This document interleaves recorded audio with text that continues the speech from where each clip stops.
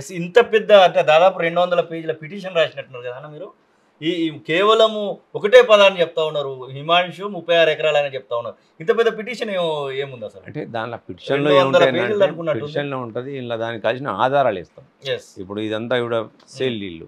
అవును, సేల్ డీల్లు, ధరణి, ఆయన పేరు మీద వచ్చిన పాస్బుక్, ఓకే, ఇవన్నీ కూడా వేసినాం. ఇలా 1B ఏముంది. మీకు ఇంకొక అనుమానం కూడా ఏమైనా కలుగుతా ఉందా? అక్కడ 10,50,000 ఒక ట్రాన్సాక్షన్ లో 10,50,000 ట్రాన్సాక్షన్ ఆ దామోదర్ రావుకు జరిగిందా జరగలేదా అనేటువంటి అనుమానం ఏమైనా కలుగుతా? డెఫినెట్ గా ఇచ్చి ఉంటారు, ఎందుకంటే ఇవ్వకుండా ఉండరు.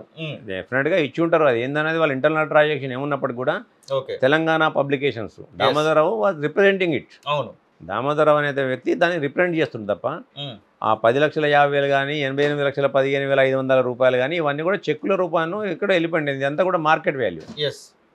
మార్కెట్ వాల్యూ కాదు సార్, రిజిస్ట్రేషన్ వాల్యూ ప్రకారం ఇవన్నీ కూడా పోతాయి. అందులో పోకపోవడం ప్రశ్న లేదు. కాకపోతే పోయిన తర్వాత ఎటు పోతే ఇవ్వాలనేది 88 లక్షలు అనేది కనబడ్డప్పుడు ఈడీ ఇన్వాల్వ్మెంట్ కూడా ఉండొచ్చు కదా. ఎందుకంటే 88 లక్షలు ఇప్పుడు మీరు హైకోర్టు వరకే ఆలోచిస్తూ హైకోర్టు త్రూ నోటీసులు ఇవన్నీ చేస్తూ ఉన్నారు.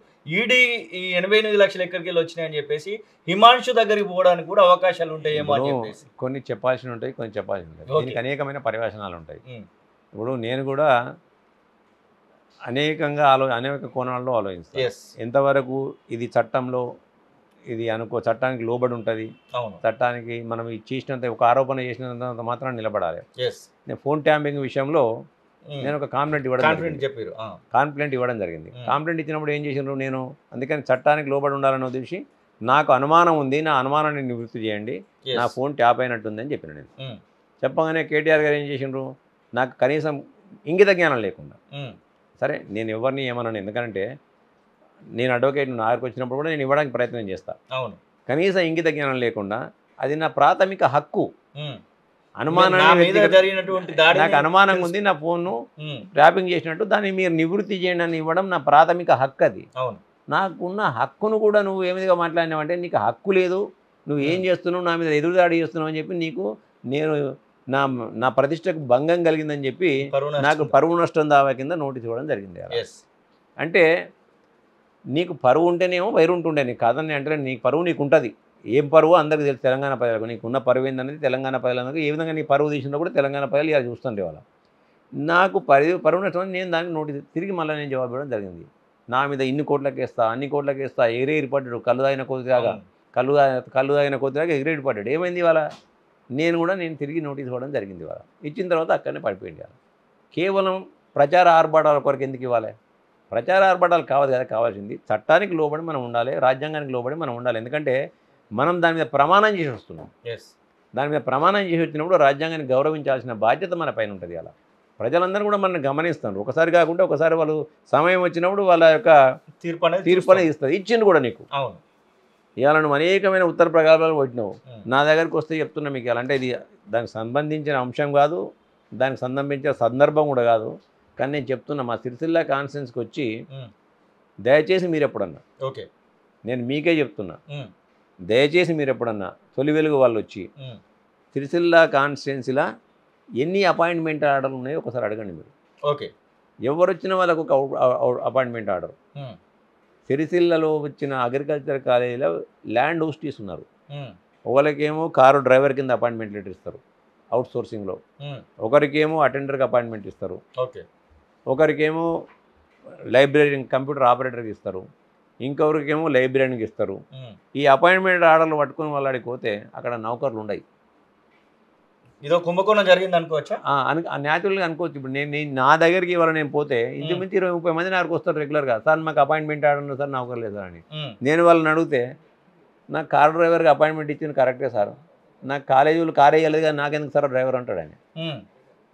మా ఇంజనీరింగ్ కాలేజ్ ఉంది, జేఎన్టీ ఇంజనీరింగ్ కాలేజ్ ఉంది మారా, ఆడ ల్యాబే లేదు, ల్యాబ్ అసిస్టెంట్కి పోస్ట్ ఇస్తారు. వాళ్ళు పాపం అక్కడ ఉన్న స్టూడెంట్స్ ల్యాబ్ చేసుకోవడానికి జగిత్యాలకు పోతారు.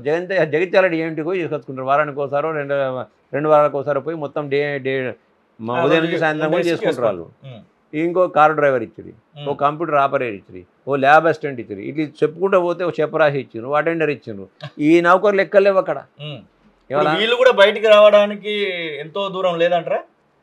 లేదు ఈ ఇక మొత్తం ఏమైందంటే మాకు అపాయింట్మెంట్లు ఉన్నాయి కానీ జనరల్గా అందరు కర్మ సిద్ధాంతాన్ని నమ్ముకుంటారు. జనరల్గా ఏంటంటే అందరు కర్మ సిద్ధాంతాన్ని నమ్ముకుంటారు. ఇది మా కర్మ అనుకుంటారు ఇలా చాలామంది. ఓకే ఇలా ఆర్భాటంగా మొత్తం మా దగ్గర అందరిని కూడా ఎస్సీ ఎస్టీలకు ఏదైతే అసైన్మెంట్ ల్యాండ్ ఇస్తారో మా 9 గ్రామాలను అలా కలిపి వాళ్ళని అది చేసి ఏదో మున్సిపాలిటీ కింద కలిపినాం. వాళ్ళకి ఇల్లు వాళ్ళ భూములన్నీ లాక్కొని మెడికల్ కాలేజ్ కట్టించినాం. మంచిదే, మెడికల్ కాలేజ్ కట్టడం మంచిది, శుభపరణం కాదని మేము అనట్లే, డెవలప్మెంట్ యాక్టివిటీ. కానీ ఉన్నోళ్ళ నోట్ల మన్ను వస్తుంది. ఓకే వానికి ఉన్న ఎకరమో అర్ధ ఎకరమో వాడు వ్యవసాయం చేసుకొని బతికేటోడాడు. వానికి పుట్టకొట్టినట్టు కదా నువ్వు ఇలా ఇంతవరకు అతనికి ఇంటి పట్టా ఇవ్వకపోతే భూమి తీసుకుంటే మళ్ళీ నువ్వు ఇంటి పట్టా ఇస్తాను, ఎకరం తీసుకుంటే 1000 గదాలు ఇస్తాను ల్యాండ్ పూలింగ్ పేరు మీద. మరి వాళ్ళకి ఏం ఇయ్యాలి కదా ఇంతవరకు, వాళ్ళు అక్కడనే వాళ్ళు పట్టుకొని కూర్చున్నారు. ఇట్లా చిత్ర విచిత్రమైన అన్ని కూడా మా సిరిసిల్ల కాన్స్టిట్యూన్సీలో అవుపడతాయి. ఇవాళ చెక్ డ్యాములు కట్టినవి ఇవాళ ఒక్క చెక్ డ్యామ్లో నీళ్లు నిలువై చెక్ డ్యామ్ కూలిపోయి ఉంటుంది. అది అంత ఎంతసేపు దోసుకున్నాడు, ఎక్కలేని విధంగా అకృత్యాలు మా దగ్గరనే అవపడతాయి. ఇలా నేరళ్ళ గడ్డని మీ అందరు కూడా తెలుసు, ఇసుక అక్రమ రవాణాలో. ఇలా మా సిరిసిల్ల ప్రాంతంలో గిరిజన బాలికల హాస్టల్లో జరిగిన అగాత్యాలు మీ పేపర్లను చూపించిన, టీవీలను వినిపించినాయి. ఇలా గిరిజన బాలిక మైనర్ బాలిక పైన వాళ్ళు టీఆర్ఎస్ నాయకులు చేసిన అగాత్యాలు అగుపడ్డాయి. ఇలా మీకు ఈ తెలంగాణ ప్రాంతంలో సిరిసిల్లను చాలా ఆదర్శంగా తీసుకున్నామని చెప్తారు. అందరూ కూడా అభివృద్ధి చెందింది, అదో డల్లాస్ గిల్లాస్ అని చెప్తారు. ఎక్కడ లేని విధంగా సిరిసిల్ల పట్టణంలో 4 సంవత్సరాలు కన్సిక్యూటివ్గా సిరిసిల్ల పట్టణం వర్షాలు పడితే నీళ్ళలో మునిగిపోయింది. ఆఖరికి అప్పుడు కూడా వచ్చి చూసిన పాపాన పోయిన పాపాన లేవేయాలి.